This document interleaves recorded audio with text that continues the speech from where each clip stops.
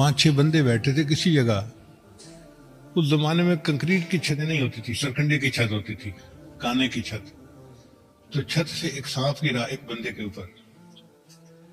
اب اس بندے نے جو اپنا ہاتھ ہلایا تو وہ سانپ دوسرے پر گرا, دوسرے نے ہاتھ ہلایا وہ تیسرے پر گرا, تیسرے نے کیا تو وہ چوتھے پہ گرا, اور چوتھے نے ہاتھ ہلایا تو پانچویں گرا, اور پانچویں کو اس نے ڈس لیا, اور پانچواں بندہ مر گیا. اب فقہا میں ایک بحث چل پڑی کہ جی دیت کس کو دینی چاہیے. ایک ہوتا ہے قصاص, جب ارادے سے کسی کو قتل کیا جائے نا اس کا قصاص ہوتا ہے, اور ایک ہوتا ہے بغیر ارادے کے کوئی قتل ہو جائے اس کی دیت ہوتی ہے, خون بہا دینا پڑتا ہے.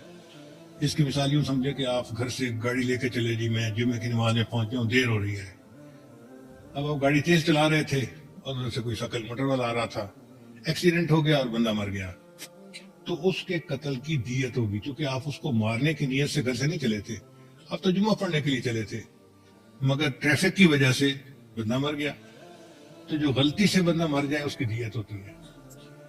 اب وہ جو بندہ مر گیا اس کی دیت کون دے, پہلا دے, دوسرا دے, تیسرا دے یا چوتھا دے؟ پانچواں مرا تھا. اب کچھ علماء کچھ جواب دیتے, کچھ علماء کچھ جواب دیتے, تو بات دل کو نہیں ٹھکتی تھی. لوگوں نے کہا کہ یہ بات تو پھر ابو حنیفہ کے پاس ہی جا کے سلجھے گی. چنانچہ وہ ابو حنیفہ کے پاس آئے, حضرت مسئلہ ہے, اور جواب دینے والے بھی نا کلیئر جواب نہیں دے پا رہے کہ کون ذمہ دار ہے. کیا چاروں مل کے دیت ادا کریں, یا پہلا دیت دے, یا آخری والا دیت دے, یا کوئی بھی دیت نہ دے؟ تو امام ابو حنیفہ رحمۃ اللہ نے بات کا کہا کہ اچھا اس کو ذرا یوں سمجھو کہ سانپ پہلے بندے کے اوپر گرا, اور پہلے بندے نے ہاتھ ہلایا تو وہ دوسرے کے اوپر گرا, اور دوسرے کو اس نے نہیں کاٹا, لہذا پہلا تو بری ذمہ ہو گیا نا, اس کا عمل اتنا ہی تھا, اس کے عمل سے کوئی نقصان نہیں ہوا, لہذا پہلا بندہ بری ذمہ ہو گیا. پھر دوسرے نے تیسرے پہ پھینکا, تیسرے کو بھی نہیں کاٹا تو دوسرا بھی بری ذمہ ہو گیا.